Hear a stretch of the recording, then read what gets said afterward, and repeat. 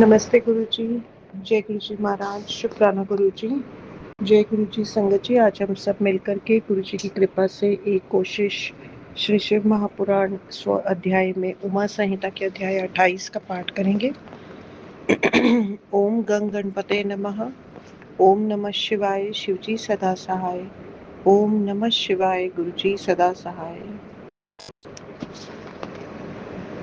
28 अध्यायः। देव्युवाच। देव देव महादेव कथितं कालवचनं शब्द ब्रह्म स्वरूपं च योग लक्षणम् उत्तमम् कथितं ते समासेन छायिकं ज्ञानमुत्तमं विस्तरेण समाख्याहि योगिनां हितकाम्यया। शंकर उवाच। शृणु देवी प्रवक्ष्यामि छाया पुरुषलक्षणं यज्ज्ञात्वा पुरुषः सम्यक् सर्वपापैः प्रमुच्यते। सूर्यं हि पृष्ठतः कृत्वा सोमं वा वर्णनि शुक्लांबरधरः सृग्वी गन्धधूपादिवासितः संस्मरेन्मे महामन्त्रं सर्वकामफलप्रदं दयात्मकं पिण्डभूतं स्वां छायां सन्निरीक्षयेत्। दृष्ट्वा तां पुनराकाशे श्वेतवर्णस्वरूपिणीं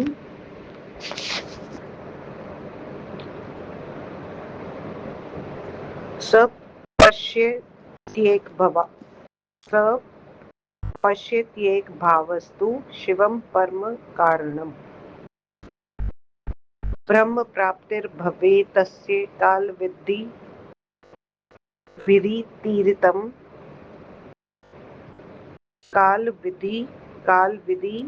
भरीतीरितं ब्रह्म हत्यादिकैः पापैर्मुच्यते नात्र संशयः।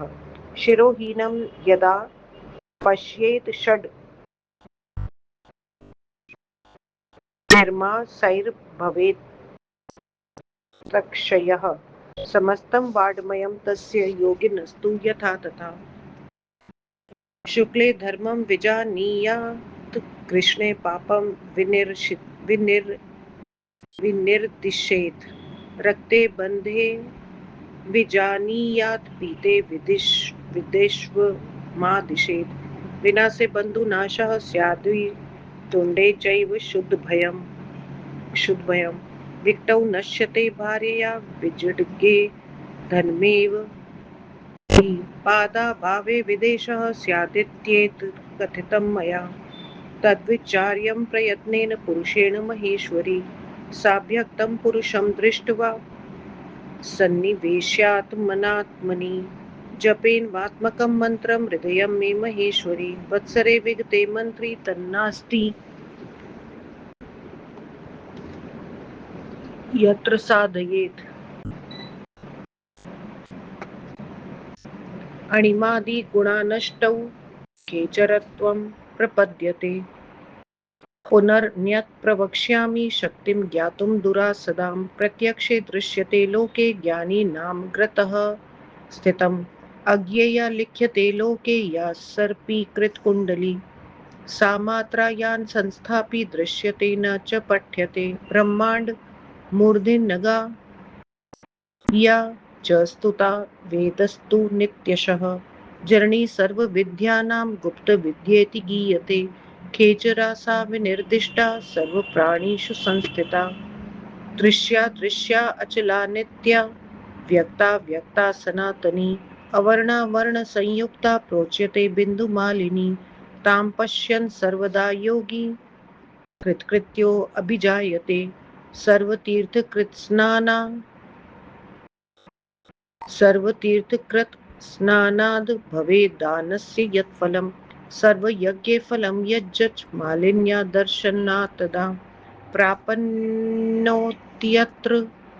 न सन्देहः सत्यं वै कथितं मया सर्वतीर्थेषु यत् स्नात्वा दत्त्वा दानानि सर्वशः सर्वेषां देवी यज्ञानां यत् फलं तल्लभेत् पुमान् किं बहुक्त्या महेशानि सर्वान् कामान् समश्नुते तस्मात् ज्ञानं यथा योगमभ्यसेत् सततं बुधः अभ्यासात् जायते सिद्धिर्योगो अभ्यासात् प्रवर्धते संवित्तिर्लभ्यते अभ्यासात् अभ्यासान् मोक्षमश्नुते अभ्यासः सततं कार्यो धीमता मोक्षकारणम् इत्येतत् कथितं देवी भुक्तिमुक्तिफलप्रदम् किमन्यत् पृच्यते तत्त्वं वद सत्यं ब्रवीमि ते।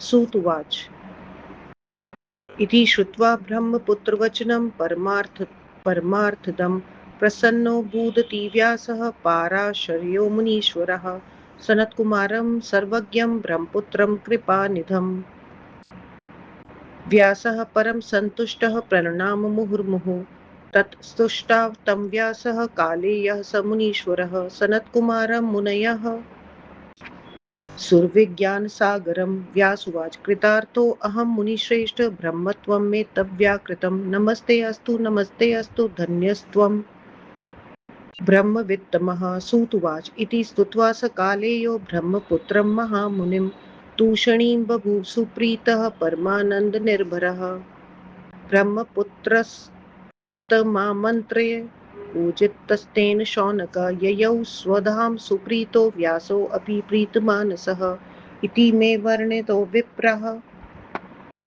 सुखतः परमार्थयुक्तः सनत्कुमार काले संवादो ज्ञानवर्धनः इति श्रीशिवमहापुराणे पंचयाम् उमा संहितायां छाया पुरुष वर्णनम नामाष्टाविंशो अध्यायः।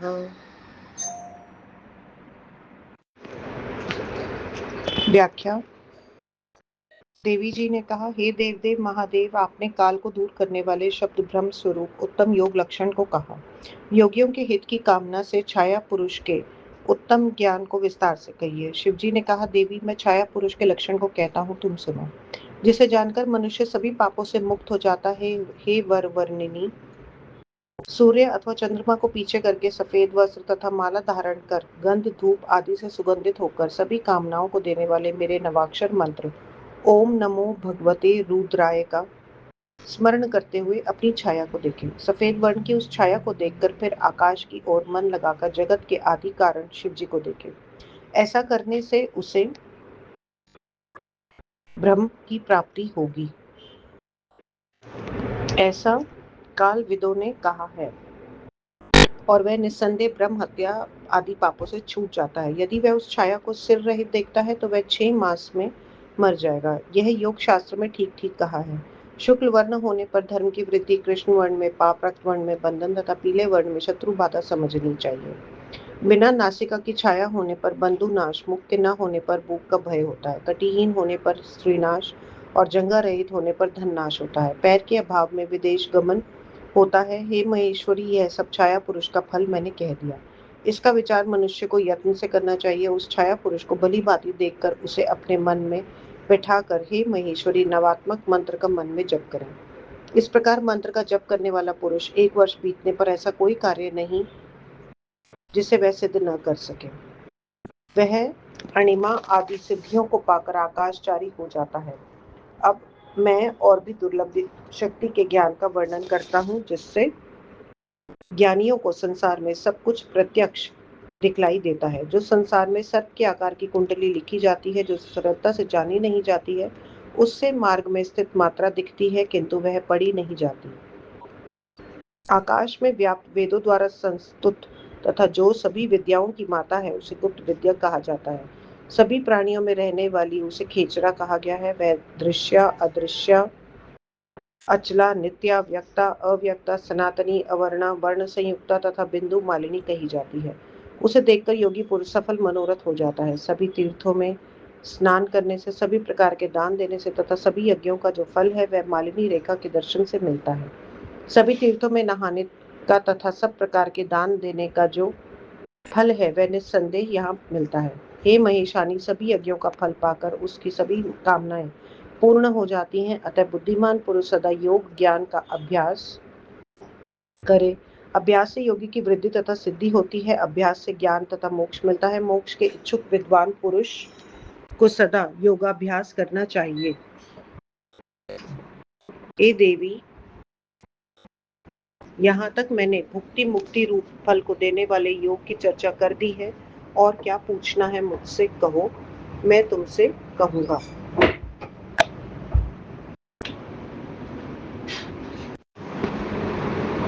सूत जी ने कहा, हे मुनिवरों, परमार्थ के दाता ब्रह्मा के पुत्र सनत कुमार जी के इन वचनों को सुनकर पराशर पुत्र व्यास जी प्रसन्न हो गए। कृपा निधि सर्वज्ञ ब्रह्मपुत्र सनत कुमार को प्रसन्न होकर शिवजी ने कृपानिधि सर्वज्ञ ब्रह्मपुत्र सनत कुमार को प्रसन्न होकर व्यास जी ने बार बार प्रणाम किया। तब देव विज्ञान के समुद्र सनत कुमार जी की मुनियों ने तथा कालेय मुनि व्यास जी ने स्तुति की। व्यास जी ने कहा, हे मुनिवर, मैं कृतार्थ हुआ, आपने मुझे ब्रह्मत्व प्राप्त करा दिया। आपको बार बार नमस्कार है, आप धन्य हैं। सूची ने कहा, इस प्रकार व्यास जी महामुनि ब्रह्मपुत्र की स्तुति करके प्रसन्न एवं आनंद मग्न होकर चुप हो गए। हे शौनक, ब्रह्मपुत्र सनत कुमार जी ने व्यास जी को आमंत्रित कर उनकी पूजा की। उसके बाद में दोनों अपने अपने धाम को चले गए।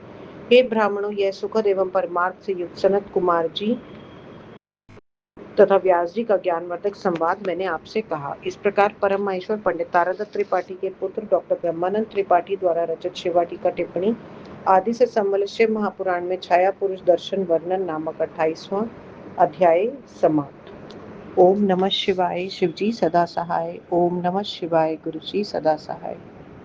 आज का सारा जाप पाठ गुरु महाराज आपके श्री चरणों में मालिक स्वीकार करना। गुरुजी, जय गुरुजी, शुक्राना गुरुजी।